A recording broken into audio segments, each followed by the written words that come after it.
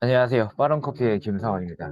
어제 제가 건국전쟁 영화를 봤거든요. 근데 오랜만에 아는 사람들이 좀 나와가지고 좀 깜짝 놀랐습니다. 갑자기 옛 추억이 떠올라가지고 이렇게 영상을 하나 찍으려고 하고요. 오렌지 연필의 추억이라고 써놨는데, 오렌지 연필이라고 낙성대 쪽에 있는 건데, 서울대 애들이 많이 왔던 곳이긴 한데, 오렌지 연필이라고 해서 여기 보면은 다시 시작하는 꿈이라고 있는 부분이 있거든요. 그 오른쪽에 보시면 있는데 이모션 이렇게 써있어요. 스터디 카페고, 여기는 공익재단이었어요. 외교부 산하의 공익재단이어가지고 단장님이 계셨는데, 지금 생각해보면 훌륭하신 분인데 당시에는 제가 능력이 많이 부족했던 것 같다는 생각이 들어요. 여기를 운영했던 기억이 있거든요. 그 단장님이 오렌지 연필, 몽땅 오렌지 연필의 어떤 추억이 있으셨는지 모르겠는데, 이름을 이제 스터디 카페를 오렌지 연필이라고 이름을 줬고요. 당시 스터디 카페에서는 파격적으로 24시간인데 아메리카노 한 잔만 먹어도 하루 종일 있을 수 있었던, 그러니까 이 시대를 앞서갔죠. 지금은 스터디 카페 하면 이렇게 돈을 따로 받잖아요. 재단이다 보니까 그러진 않고 그냥 운영을 했었는데,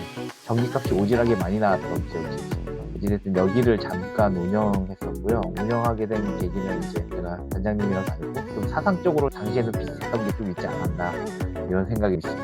어찌됐든 이걸 운영했던 적이 있었고요. 그 양포재단에서 운영했던 거예요. 양포재단이고요. 양포재단에서 그 건물이 양포재단 거였고요. 그 건물이 적어도 300억, 10억에서 300억 사이는 하지 않았을까. 지금 가격이 많이 떨어졌으니까 어떻게 될지 모르겠는데, 당시에 제가 운영할 때 대출이 좀 있어가지고 매장을 잘 운영하지 않았으면 재단이 잘 돌아가는 건 아니었어요. 그래서 제가 운영하자마자 뭔가 시도를 많이 했는데 잘 되지 않았거든요. 엄청나게 시도를 했는데 되지 않아 저는 나왔는데, 나온 이후로 여기 보면 노컷뉴스에 뭐 소황제였다 뭐 이런 거 써있잖아요. 근데 실제 제가 사각을 쳐놨는데 사실과 달라요. 부당해고 직장갑질, 이건 사실과 좀 다른 내용들이 있었고, 나올 때 북한 사람이 운영을 맡았어요. 그 단장님이 좀 힘이 없으셔서 그런 건데, 이건 뭐 제가 나중에 이야기 드릴게요. 자세히 제가 어떤 시도를 했고 어떤 걸 실패했는지, 그리고 왜 그렇게 됐는지, 왜 이런 뉴스가 떴는지, 직장갑질, 부당해고의 사실과 다르고요. 그래도 잘 끝난 것 같아요. 양포재단에서 이제 모퉁이 사업이라고 있었는데, 단장님이 웃긴 게 극자와 극우 두 명을 초대해요. 항상 뭔가 행사를 하면 극자와 극우, 여기 보면 김어준 씨에서 김태형 박사님, 그 심리학자신데 여기는 좌예요, 좌. 그리고 그 영화 거기에 거의 뭐 추측이라고 해야 되나, 만든 사람이 김은구 씨인데 트루스포럼 대표죠.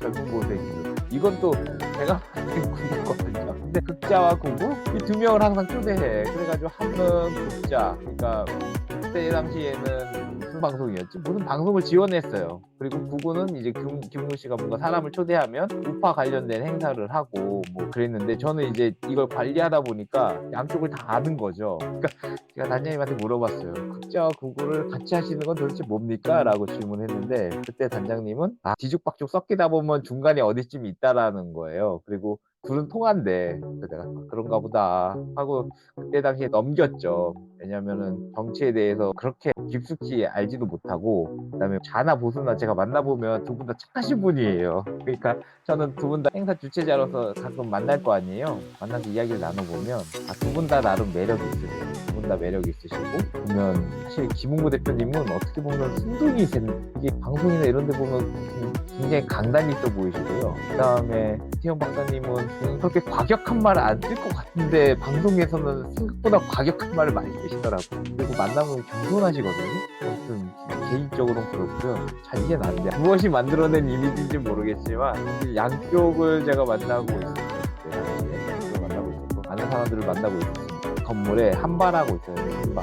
스테이크를 파는 곳인데, 제 사촌 동생이 거기서 생두거래소를 만들고 여기서 이제 서빙을 했죠. 저도 서빙을 많이 했습니다. 그 행사장에 오면은 사람들이 그냥 갈 수는 없잖아요. 이제 고기 이거를 서비스를 했는데, 밤에 서빙하느라 제가 좀 힘들었죠. 내가 이걸 해야 되나 하면서 열심히 했습니다. 일단 열심히 했어요. 잘 보이려고 한 게 아니라 어떤 의미가 있겠지 생각하면서 열심히 했어요. 한 6개월간 열심히 했습니다. 그래서 여기 보면 너무나 해자스러운 거 써있죠. 왜 해자스럽냐면 가격 대비 너무 고기가 푸짐했습니다.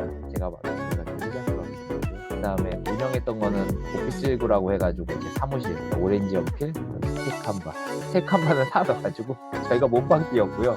오렌지 연필은 사람이 많았는데, 이 뭐라 그럴까, 그 사람이 많으면 관리를 해야 되거든요. 근데 관리가 잘 안 됐어요. 오렌지 오피스 일부는 이제 관리가 아니라 임대 사업이기 때문에 건물 볼 때마다 뭐 물건 비우고 청소하고 뭐 이런 일들을 주로 했고요. 나름 열심히 했다고 생각하면 좋은데, 뭐라 그럴까, 월세 300만 원씩 내다가 나왔는데, 일단은 왜 나오게 됐는지에 대한 이야기를 잠깐 할게요. 일단 인수를 받고 보면은 에이스리바우트에서 인수를 받고 운영권을 인수받은 거죠. 생두거래소를 여기서 만들고 이제 공짜로 있는 조건에 여기를 운영해 달라 했는데, 운영을 하려고 하니 오렌지 연필에는 사람이 굉장히 많았는데 이게 다 사실 쓸데없는 사람이기도 하고, 절반은 뭐냐면 그냥 이게 사성에 젖은 거예요. 이 카페에서 일을 한다는 것 자체가 어찌 보면 되게 굉장히 흔한 일이거든요. 근데 수익을 내기 위해서, 특히나 이런 건물이 대출이 있었기 때문에 수익이 500에서 1000만 원 이상 나와야 그 모퉁이 사업이죠.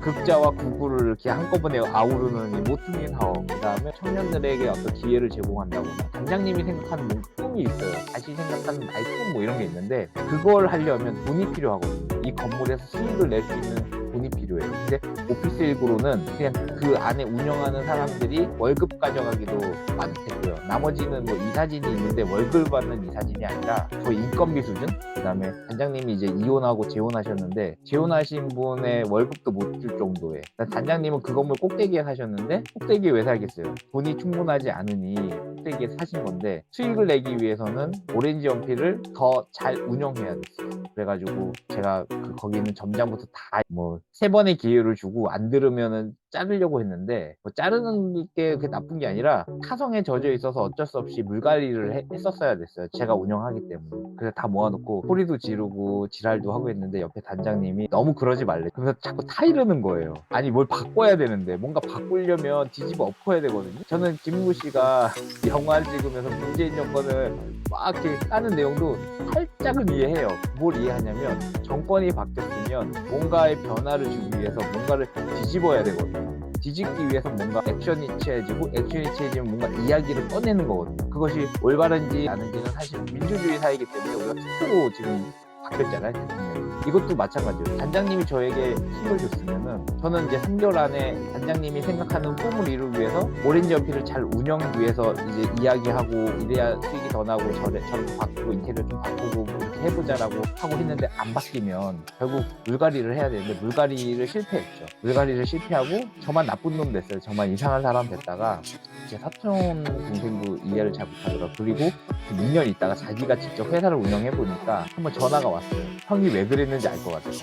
왜 그랬겠어요. 말을 안 들으니까 화를 냈을 건데, 근데 저 같은 경우에는 장기적 안에 바꿨어야 되기 때문에 화를 낸 거고요. 지금은 화를 낸다고 해결되는 문제도 아니고, 그냥 내가 스스로 열심히 하다 보면 뭔가 돼요. 그리고 지금은 혼자 잘할 수 있는 시기가 많기 때문에, 혼자 해도 되는 시스템이 많이 강화됐기 때문에 이제 혼자 하면 되는데, 어찌됐든 단장님이 너무 그러지 말라 그래서 알았다 하고 그냥 말았죠. 이제 1년 후에 이제 도망 나오듯이 나왔어요. 그리고 저 말고도 그걸 운영한다는 그런 거에 많은 사람들이 속았죠. 속았던 사람이 홀라가지고 뭐 직장 내 갑질 뭐 이런 거 있죠. 홀라 사람 중 한 명이 이렇게 화낸 거예요. 외교부 소관, 양포재단, 보수단체 지원. 보수단체 지원이 어디겠어요. 저 트러스 포럼 말하는 거고요. 불법행위 종합선물 세트, 이렇게 그 내부에 있는 사람이 이렇게 화가 나가지고 꼰지르는 거거든요. 근데 사실 법적으로는 저는 크게 문제가 없다고 보고, 저는 노력했는데 실패한 거예요. 단장님이 바뀌었으면은 아마 더 좋은 그 재단이 됐을 것 같은데 그러진 못했던 거예요. 이랬던 이유 중 하나는, 결론만 이야기 드리자면은, 자기가 많은 권력을 쥐고 있거든요. 이 건물이 사실 권력이에요. 돈이잖아요. 이 돈 옆에 여러 사람이 붙어 있어요, 끝까지. 근데 저는 이제 그걸 박차고 나온 사람 중 한 명이고, 그나마 뭐 깨끗이 나왔다고 하면 깨끗이 나온 건데, 이 권력을 어떻게 쓰느냐가 중요해요. 그 힘을 힘을 쓸 줄 아는 사람이 써야 돼요. 무슨 말인지 잘 이해 못하시겠지만 이해하시는 분도 있겠죠. 힘을 가진 사람이 이걸 운영을 해야 내가 생각했을 때 더 올바른 방향으로 갈 수 있는, 여기에선 오렌지 연필에서 수익을 내고, 한바에서는 모퉁이 사업에서 바쁘게 주고, 오피스 일구는 사업 초창기 하려는 사람들에게 지원을 해주고, 이 건물이 굉장히 알차게 쓰일 수 있었는데 사실 그렇게 되지 않았던 거죠. 수익은 오렌지 연필에서 카페에서 냈었어야 되는데 무조건 그게 잘 되지 않았던 것 같습니다. 지하에서 저희도 행사를 많이 했었고요. 이제 영화 이야기 잠깐 하자면, 이 영화를 보니까 이승만에 대한 일대기예요. 이승만의 일대기고, 이승만 대통령이 황연필이라는 그 역사학자는 최악의 지도자로 뽑고 있고, 김웅구 씨 같은 경우에는 이제 보수 쪽에서는 그래도 훌륭한 대통령이지 않았냐, 자랑스러워할 만한 우리의 초대 대통령이지 않냐, 그렇게 깎아낼 필요가 있냐, 역사를 제대로 공부하자, 이런 뜻에서 영화를 만든 것 같고요. 황현필 선생님이라고 해야 될까요? 선생님은 약간 좌쪽에 있죠. 나쁘지 않아요. 양쪽을 다 만나본 사람으로서는 둘 다 착합니다, 사실은. 나라를 너무 사랑하는 애국심이 투철하신 분들이에요, 두 분 다. 그래서 저처럼 이제 애국이 아닌 사람들이 중간에 어디쯤 서 있는 거고요. 애국심이 좀 많은 사람들은 그렇게 열심히 활동하는 거예요. 그냥 이승만의 일대기만 볼게요. 이 영화도 이승만의 일대기인데 대통령이 되고 난 다음부터의 일대기가 써 있어요. 근데 보면은 굉장히 오래됐죠. 1879년. 이거 가보기역 때 거의 수준이에요. 보면은 그러니까 우리나라가 조선일 때 태어나셨고요. 조선일 때 태어나가지고 미국에서 유학을 했어요. 당시에 미국에서 이렇게 유학을 했다라는 거 자체가 엄청난 엘리트였던 거예요. 공부를 잘하시고. 이거는 사실은 우리나라에서 이런 사람이 초대 대통령이 됐다라는 거는 일단은 그래도 자랑스러워할 만한 일이고, 보면 다 미국과 관련돼 있죠. 그러니까 우리나라가 잘 살게 된 이유 중 하나는 지금 미국과 친해서 그래요. 친미 정권이 아니었다면 지금 우리나라가 이렇게 잘 살진 않았을 거예요. 북한은 지금 중국과 러시아 쪽에 있잖아요. 잘 못 살고 있죠. 공산주의를 선택했으니까. 근데 당시에는, 이 오래전에는 사상적 자유가 굉장히 많았던 시대이기 때문에 우리나라도 잘하면 사회주의 국가로 됐을 가능성이 높아요. 아마 이승만이 대통령이 안 됐다면. 미국 많은 걸 배웠겠죠. 미국이 이 당시 10년 때 당시만 하더라도 1차 세계대전 끝나면서 미국이 한참 발전할 때였거든요. 그래서 미국의 발전을 많이 보지 않았을까 그런 생각을 하고요. 초대 대통령 임시정부 국무총리부터 임시정부 대통령이 됐죠. 아마 투표로 됐는지 어떻게 됐는지 모르겠지만 저 사실 뭐 역사에 그렇게 깊은 사람은 아니어서 대통령이 됐고, 그렇게 이후에 이렇게 활동을 하는 건데, 보면은 대통령 이후에 전쟁 났을 때 문제가 되는 게 좀 있더라고요. 대통령 된 거는 뭐 그때도 뭐 말이 많았어요. 대통령 되고 전쟁 나가지고 뭐 그랬던 게 좀 문제가 되는데, 제가 위키트리 있고 갖고 왔는데 그 내용은 없네요. 영화를 보면은 1세대를 위해서 바친다고 마지막에 쓰여 있거든요. 1세대? 난 1세대가 뭔가 해요. 근데 그 건국 1세대를 말하는 것 같아요. 건국 1세대를 위한 어떤 영화인 것 같고요.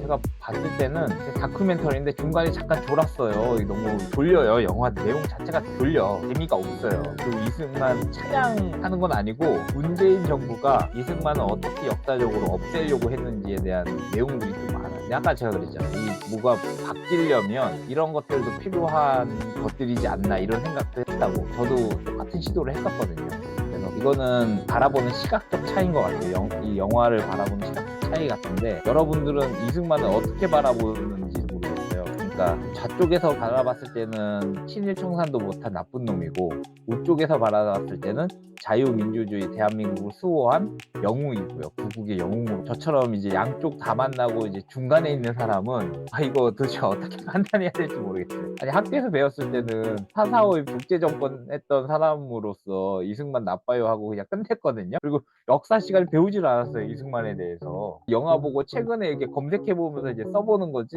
한 번도 공부해본 적이 없어요. 제가 어떻게 생각해야 될지 모르겠어요. 근데 그런 건 있어요.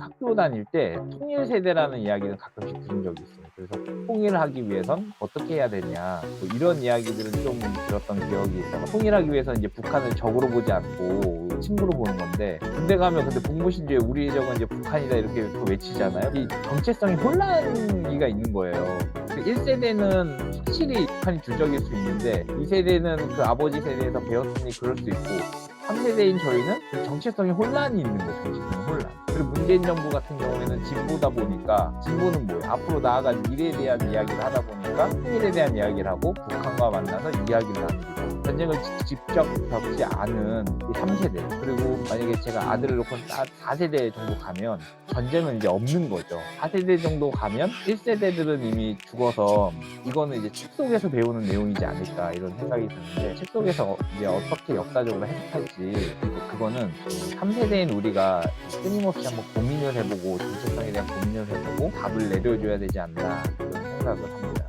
여러분들은 어떻게 생각하는지 모르겠어요. 저는 이 양쪽의 극단을 만나면서 느꼈던 것 중 하나는, 이 양쪽을 만나면서 느꼈던 생각은 둘 다 하신 분이다. 순수한 분이에요. 둘 다 순수한 분. 순수한데 생각이 양쪽으로 좀 약간 다르게 튀어 있는 거예요. 그래서 우리들은 이제 중간에 어디 쪽을 선택해야 되는데 저는 개인적으로는 진보가 대한민국을 좀 더 빠르게 바꿀 수 있는 계기가 되지 않을까 이런 생각도 해요. 왜냐면 진보는 악셀레이터처럼 가속을 받는 거고요. 보수는 브레이크를 잡는 거거든요. 역사로 따지자면. 그래서 저는 그 단장님이 훌륭했다고 생각하는 건 이런 부분이에요. 어떤 거냐면 물론 안 좋게 나오긴 했지만 지금 생각해 보면은 이 양쪽을 다 배울 수 있는 기회였어요. 당시에 그때 30대였는데 다 배울 수 있었던 계기예요. 그 정체성에 대해서 나의 정체성은 과연 뭘까라는 질문에 배울 수 있었던 계기가 아닌가 이런 생각을 하고요. 뭐 이승만에 대한 어떤 평가는 제 개인이 할 수는 없고요. 역사학자들이 알아서 하겠죠. 근데 너무 좌쪽으로 편향돼도 안 되고 그다음에 너무 우쪽으로 편향돼도 안 되고 더 중요한 건 너무 사실에 의거해서 내 판단이 앞서도 안 됩니다. 직접 경험해보지 않았잖아요 우리가. 그러니까 그냥 그랬던 일이 있었구나, 그리고 그게 나에게 적용됐을 때 깊이 한번 고민을 해봤으면 어떤가 싶어요. 오렌지 연필을 저는 잘 운영을 못했어요. 정치적으로 장악하는데 실패했기 때문에. 그래서 어떤 정치가가 뭔가 운영하는 데 있어서는 정치적 장악이 실제로는 굉장히 필요한 일이기도 합니다. 거기에 우리가 막 여러 가지 이야기를 하지만 제가 한번 해보니까 그런 사람들도 가끔 필요하지 않진 않고, 아니 움직이려면 뭔가 필요해요. 근데 이게 올바른가 올바르지 않은가는 이제 우리 국민의 민주적 역량에 달려 있습니다. 그래서 투표 잘 하셔야 되고요. 저는 이제 여기서 이제 양푸의 추억은 여기서 이제 끝맺음을 하고, 여기 두 분 보니까 영화에서 보니까 깜짝 놀랐어요. 저 반가워가지고 영상 하나 찍어놨어요. 그럼 감사합니다.